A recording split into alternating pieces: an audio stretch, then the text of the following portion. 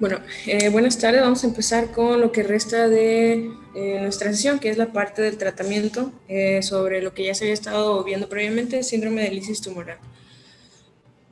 Primero que nada, lo que ven aquí a continuación es a lo que va a estar abocado.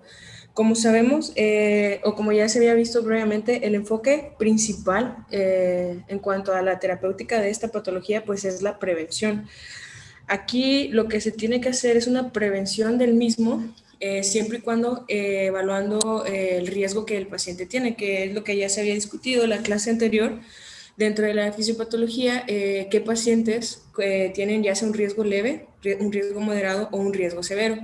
En cuanto al tipo de riesgo que tienen los pacientes, es a cómo vamos a abocar el tratamiento.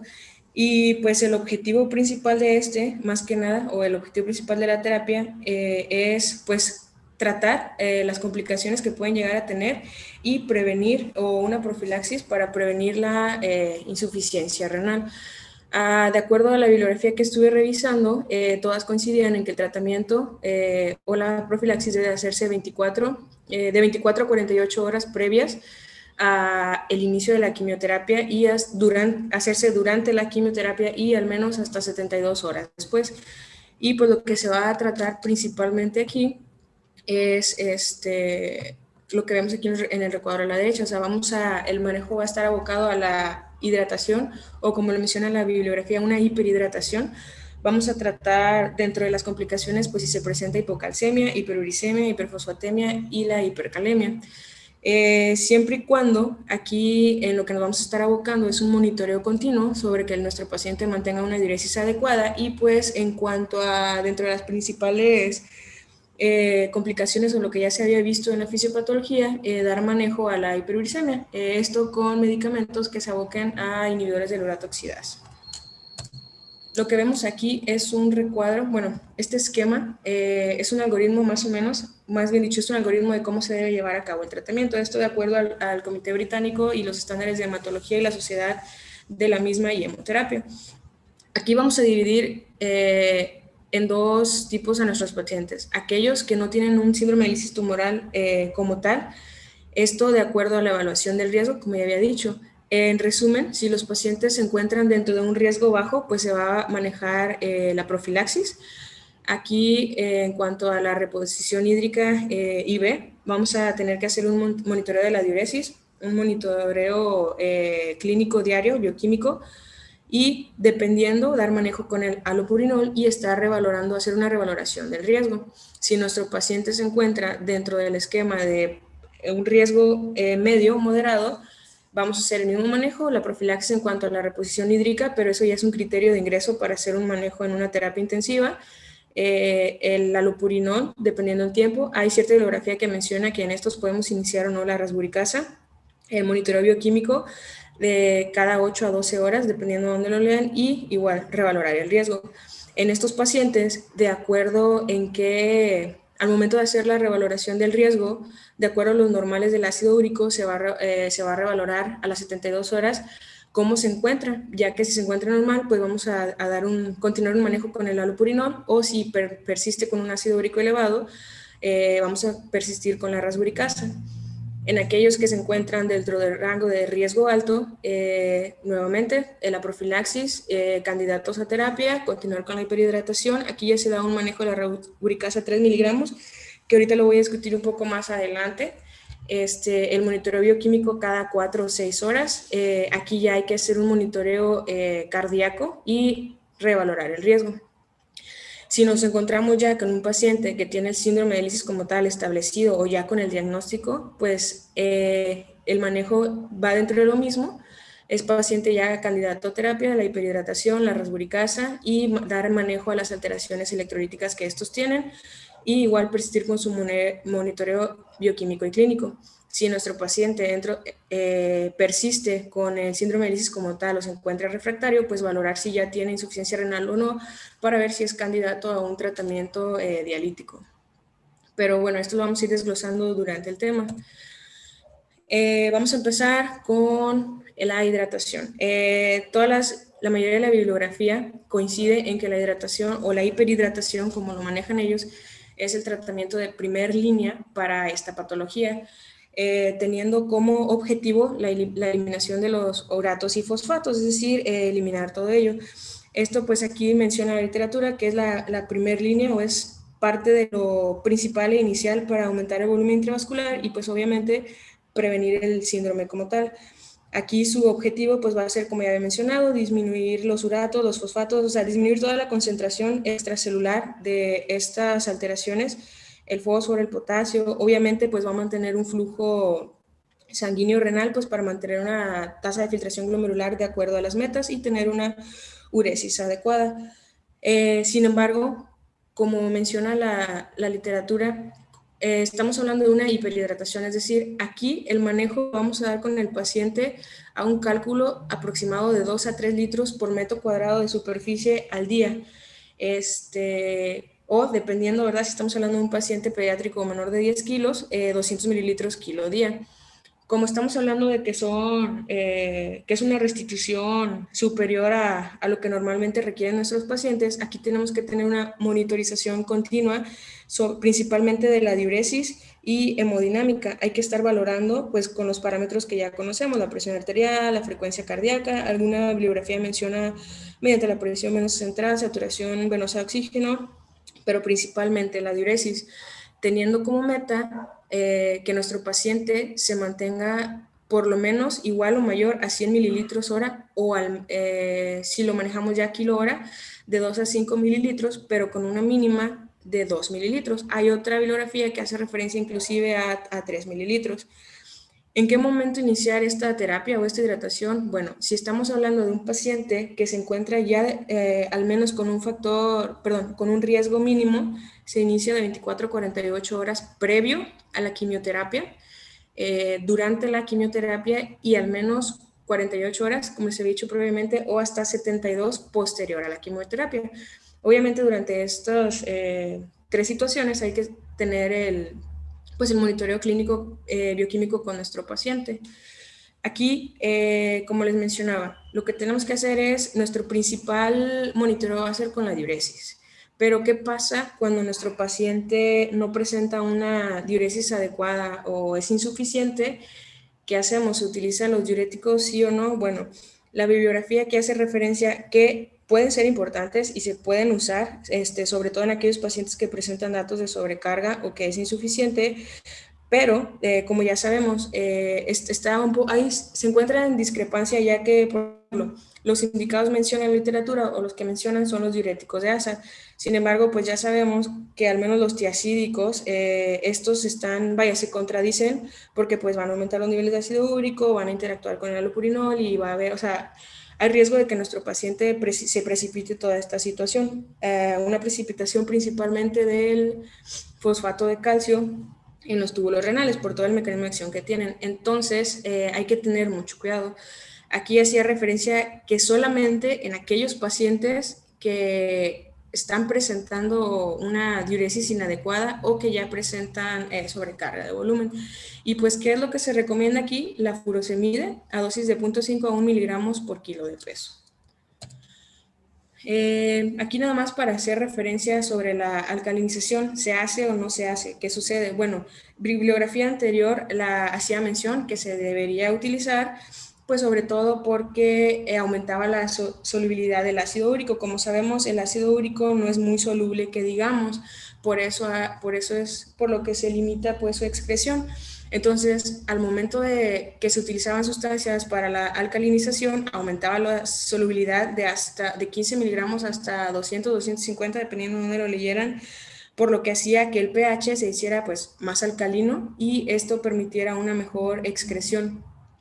Pero además de esto, la alcalinización lo que sucedía es que promovía la unión del calcio y la albúmina y pues no era capaz de eliminar las cantinas, por lo tanto, aquí también se podían precipitar las cantinas y el fosfato y había una obstrucción tubular y lo que sucedía era que empeoraba la lesión renal. Entonces, en resumen, los nuevos artículos hacen referencia a que ya no se recomienda, inclusive se desaconseja la alcalinización. Todavía la menciona la bibliografía, siguen explicando el porqué, que aumenta el riesgo de precipitación y todo ello, pero, o sea, hacen el énfasis para decir que ya no se recomienda, o sea, está contraindicado pues por las consecuencias que puede tener. Otro de los manejos es pues tratar la hiperuricemia. Como les había mencionado al principio, la hidratación es el manejo de primer línea y con esto podemos eliminar todas las complicaciones o las alteraciones electrolíticas que puede haber. Entonces, al momento de nosotros hidratar y dar un buen manejo al paciente, pues puede haber eliminación del ácido úrico acumulado. Sin embargo, la bibliografía también nos habla sobre otras 3 medidas que podemos utilizar, que es la rasburicasa, que es el allopurinol y que es el febuxostat. Aquí voy a comenzar a hablar primero sobre el allopurinol. El allopurinol, pues como ya sabemos, inhibe la xantina oxidasa, inhibe la producción del ácido úrico. Se utiliza o está recomendado principalmente en aquellos pacientes que son de bajo riesgo. Pues obviamente es de manera profiláctica. Los problemas que llegaron a encontrar, una de las desventajas que se vio en el manejo con el allopurinol es que tenía una acción tardía.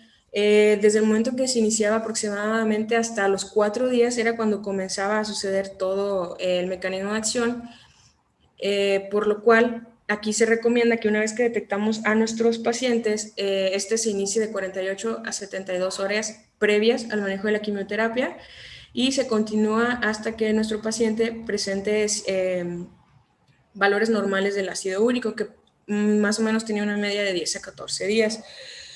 Aquí es importante recalcar que el allopurinol no elimina, o sea, el allopurinol solamente inhibe la producción de ácido úrico, más no elimina el ácido úrico como tal. Entonces también esta era una de las desventajas. Inclusive se menciona que el allopurinol es de poca utilidad, o más bien, pues sí, de poca utilidad, no nos va a servir ya en un síndrome de lisis tumoral establecido como tal, o al menos en aquellos pacientes que ya tienen niveles altos de ácido úrico desde el principio. Pero pues la dosis que se utiliza, o al menos en los pacientes de bajo riesgo, va de 100 miligramos por metro cuadrado cada 8 horas, con una dosis máxima de 800 al día. Hay otra dosis que maneja 10 miligramos kilo día, dividido cada 8 horas. El allopurinol también se puede usar de manera intravenosa y la referencia nos menciona 600 miligramos IV. Aquí, haciendo estudios comparativos del allopurinol con la rasburicasa, se vio que el allopurinol es eficaz en un 66% versus 87% a comparación de la rasburicasa. Una de las desventajas que tiene este medicamento es que, por ejemplo, en los pacientes que ya tienen lesión renal o enfermedad renal establecida, pues se tiene que hacer un ajuste. También hay que mencionar que si los pacientes están previamente siendo manejados con azatropina, ciclofosfamida o 6-mercaptopurina, pues también se tiene que ajustar la dosis renal, ya que potencia los efectos citotóxicos con estos medicamentos.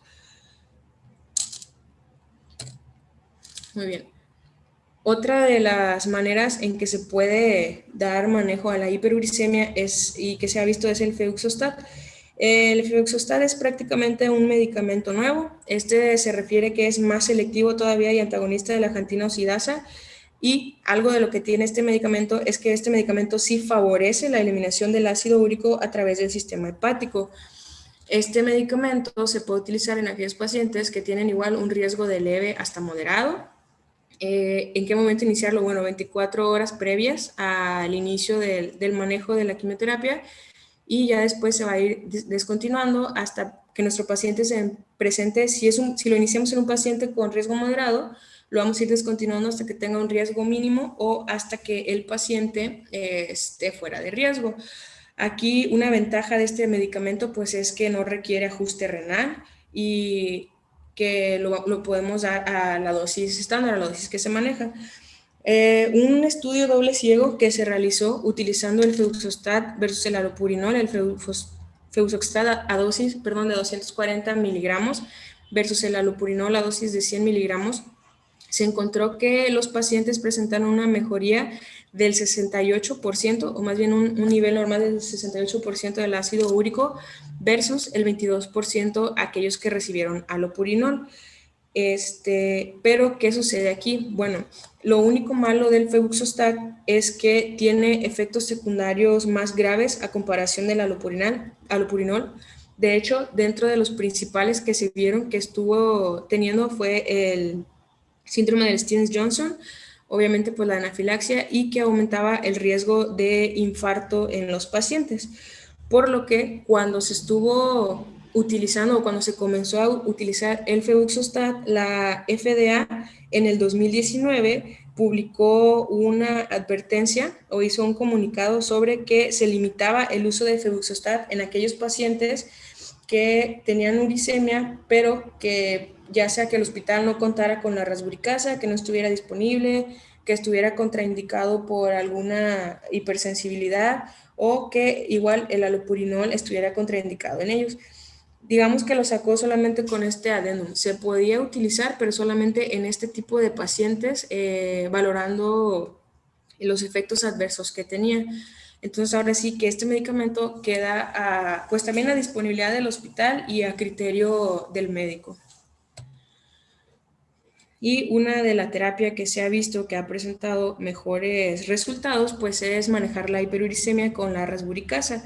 Esta sobre todo se da en aquellos pacientes que tienen un alto riesgo, que presentan niveles de ácido úrico elevados o al menos de 8 gramos por decilitro. Este medicamento sí disminuye los niveles o sea, sí elimina el ácido úrico como tal, y se ha visto que comienza a trabajar desde del momento de que se inicia la dosis a las 4 horas. ¿En qué momento iniciarlo? Bueno, este medicamento lo podemos iniciar desde 4 hasta 24 horas previas a la quimioterapia, con una duración de 3 a 7 días. Y pues como ya había mencionado al principio, se puede dar en los pacientes que tienen un riesgo moderado, pero principalmente en los altos. Este medicamento se utiliza a una dosis de 0.2 miligramos por kilo de peso cada 24 horas.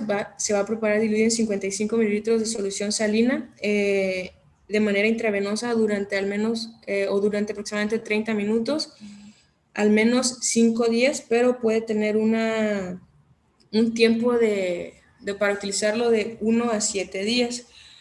Dentro de los metaanálisis y los estudios que se ha hecho, se ha visto que en los pacientes de riesgo intermedio y en aquellos pacientes que tienen niveles menor a 7.5 miligramos por decilitro, se puede utilizar una dosis de 15 miligramos por kilo de peso, y pues se ha visto que es eficaz.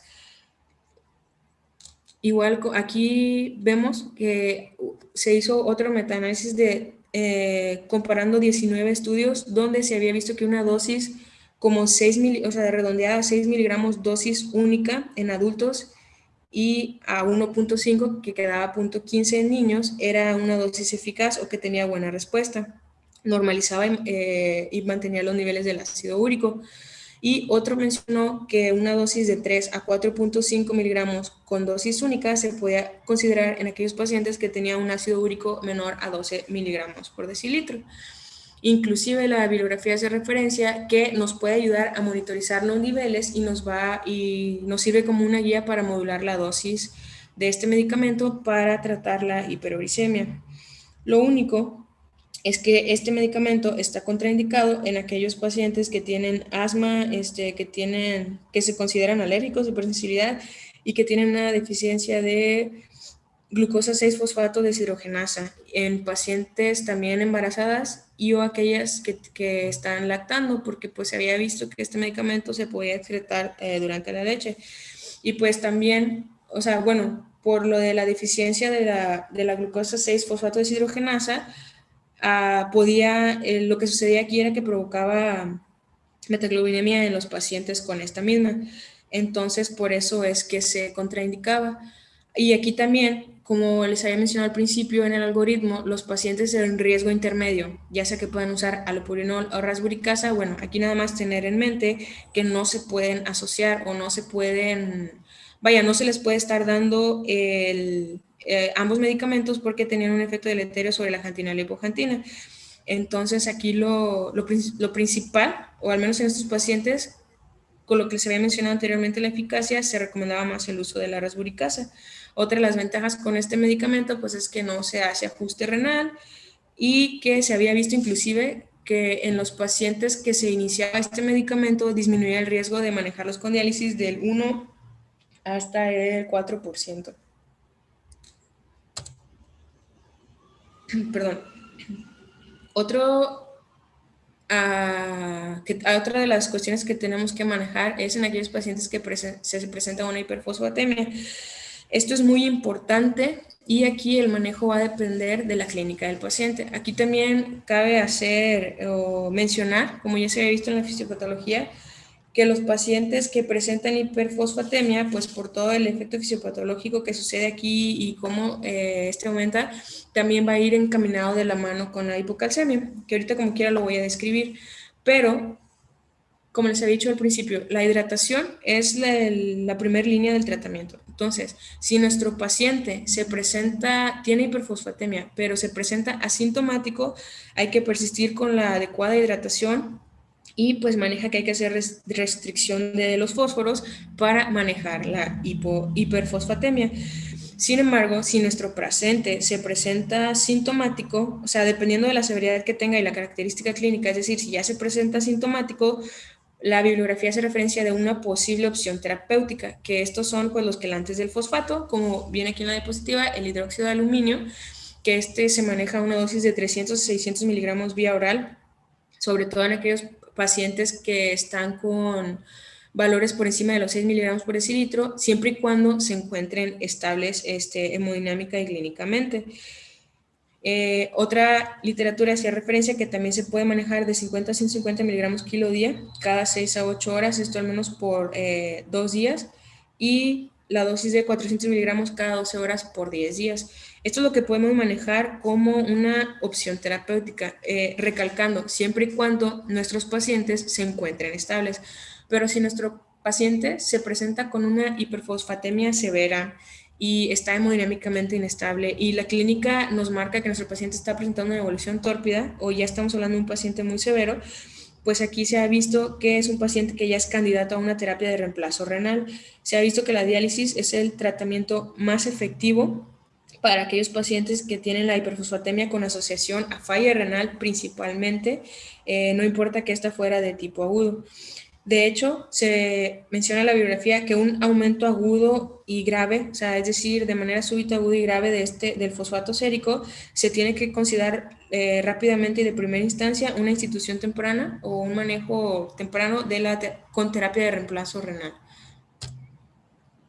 Y pues la hipocalcemia, pues esta, como ya les había dicho, a nosotros dar un buen manejo a la hiperfosfatemia, por ende, la hipocalcemia se va a resolver siempre y cuando pues, las concentraciones de fosfatos sean corregidas. Pero sí hay referencia sobre dar manejo a los pacientes, sobre todo cuando estos se presentan sintomáticos. ¿Qué puede ser un paciente sintomático? Bueno, pues como ya se había visto, el paciente que presente convulsión, disritmias cardíacas, que presente datos de tetanía, etc. Entonces, ¿qué es lo que se da aquí? La referencia nos menciona que se da manejo con el gluconato de calcio 1 gramo, o hay una que mencionaba ya una dosis estándar miligramo kilo que va de 100 a 200. Esto se puede dar de 6 a 8 horas. Obviamente, pues como ya sabemos por los efectos que puede tener el calcio, hay que infundirlo de manera lenta y estar en continua monitorización mediante un electrocardiograma. ¿Por qué los asintomáticos no se deben de tratar? O bueno, ¿por qué hacer este énfasis que solo cuando esté asintomático? Pues hay que recordar, igual, todo lo que ya se había mencionado en la clase previa, un paciente asintomático, si nosotros le damos manejo de ese calcio o por lo menos un calcio adicional, va a causar una precipitación del fosfato de calcio y pues obviamente nos va a empeorar una neuropatía obstructiva o se va a ver de manera aguda, sobre todo pues el riesgo que tiene. Entonces es por eso que hacemos énfasis en que solamente vamos a manejar aquellos pacientes que se presenten sintomáticos. Otra de las complicaciones que nosotros llegamos a ver en este tipo de pacientes pues es la hipercalemia. ¿Qué nos dice sobre la hipercalemia? Bueno, la hipercalemia se maneja como cualquier otra hipercalemia, no porque sea secundaria a una lisis tumoral, se le da un manejo diferente o un manejo especial, ¿no? Así como tratamos cualquier paciente renal que se presente por hipercalemia o cuestiones de ese estirpe, asimismo es el manejo en estos pacientes. Y pues, ¿qué utilizamos? Pues las medidas que ya conocemos, que se dividen en tres: aquellos medicamentos que son estabilizadores de la membrana, que es pues el gluconato de calcio, en su dosis que ya sabemos de 1 a 2 gramos, esto pues de manera lenta y al menos se está revalorando y en 5 minutos. También tenemos los que se encargan de remover los, sí, la transferencia de potasio intracelular o de redistribución, que pues es la solución metabolizada, como maneja la literatura, de 50 a 60 gramos de solución glucosada al 50% más sus 10 unidades de insulina de acción rápida durante 30 minutos o 7 unidades, dependiendo de dónde lo lean. Y pues también los beta-2 agonistas, que es el salbutamol, de 10 a 20 miligramos, como ya sabemos, sin diluir, va directo, y que pues la bibliografía nos recomienda siempre iniciar al menos los 10 miligramos, siempre y cuando la severidad que presente.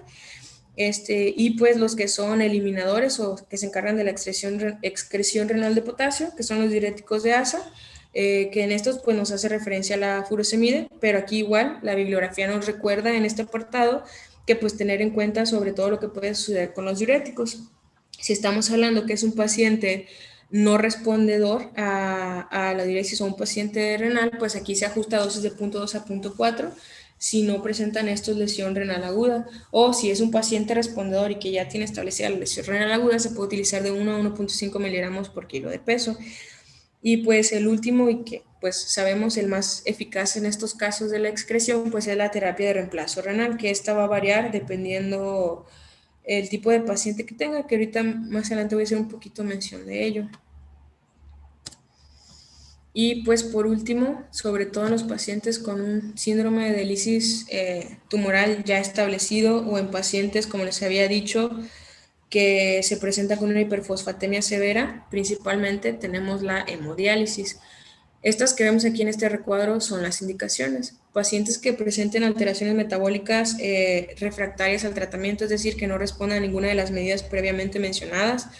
Pacientes que ya tienen una aparición de la lesión renal aguda, aquellos pacientes que tienen principalmente sobrecarga de volumen y se presenta refractario por el manejo de los diuréticos, pacientes con oliguria, pacientes que tienen inestabilidad hemodinámica o que su hiperfosfatemia, su fosfato de calcio sí es más de 70 miligramos por decilitro, o en aquellos pacientes que presentan una lisis tumoral espontánea.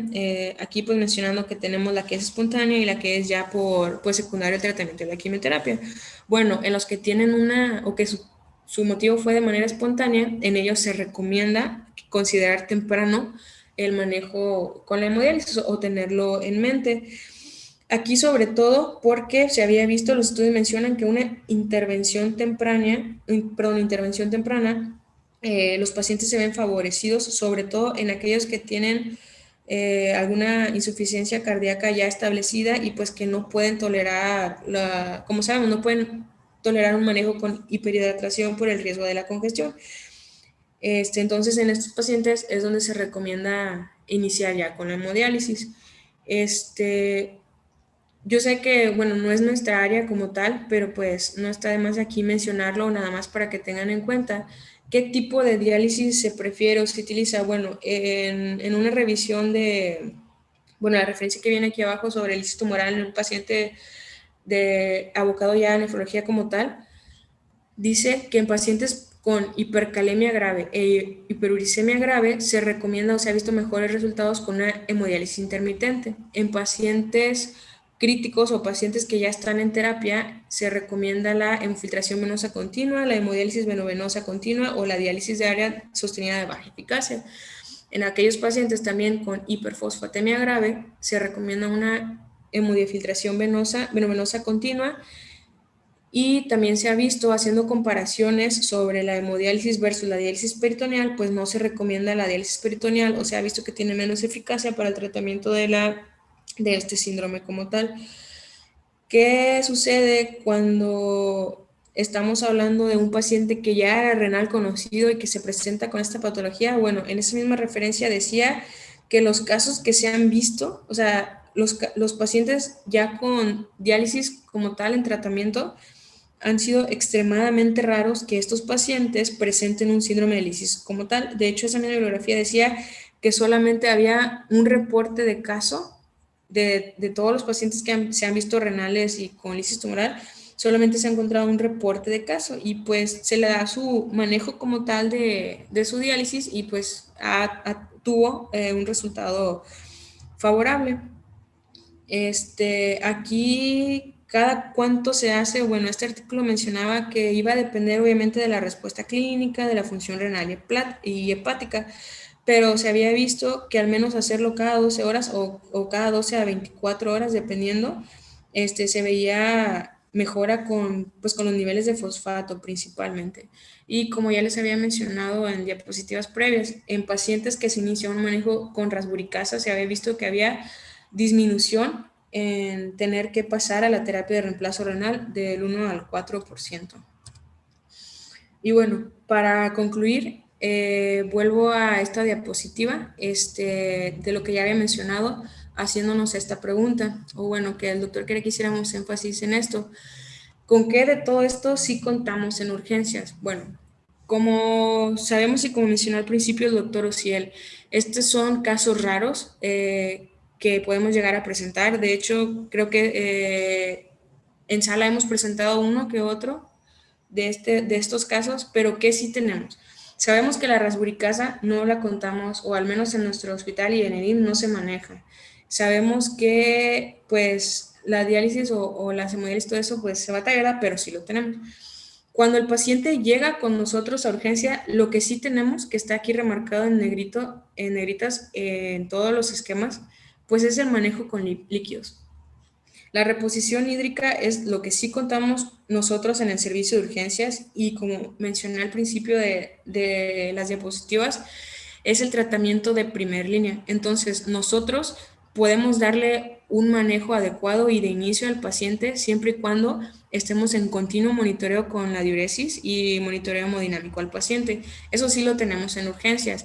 Y pues obviamente todo tipo de monitoreo. Contamos con el bioquímicamente contamos, si nosotros lo pedimos al laboratorio, contamos con los niveles de calcio, contamos con los niveles de fosfato, inclusive el ácido úrico podemos pedirlo y urgencia no lo da. O sea, podemos iniciar, más bien se inicia el manejo con la reposición hídrica y empezamos con el monitoreo clínico. Y obviamente ante todo esto, pues la clínica manda a valorar al paciente con lo que ya se había mencionado en la clase previa, los factores de riesgo, qué tipo de cáncer tiene este paciente para establecerlo, ver en qué recuadro va a estar y el manejo que se puede dar. El alopurinol, sí, bueno, se mencionaba en investigación que también lo tenemos, pero pues recordemos, este solamente es en los pacientes de riesgo bajo. Y pues también contamos con una terapia, a lo mejor no es la terapia como se tiene en la 25 o que es, bueno, al menos aquí en Nuevo León, la clínica donde se refieren estos pacientes, pero pues en lo que se hace una referencia adecuada se puede empezar a manejar ahí. Entonces, todo esto sí lo tenemos en urgencia y al momento que nosotros detectemos y clasifiquemos a nuestro paciente, es con lo que le podemos dar manejo. Y una vez que estamos dando manejo a esto, pues recordemos que, o sea, al tener la detección, pues hay que hacer una referencia adecuada, que en este caso, a donde los hemos mandado, o los pocos casos que hemos tenido, pues la referencia es a la 25. Pero si se dan cuenta, el manejo de primer línea, que es la hidratación o la hiperhidratación, lo tenemos en urgencia y podemos iniciar con él. Y por mi parte es todo, o en cuanto al manejo. Muy bien, ¿podemos dejar de grabar?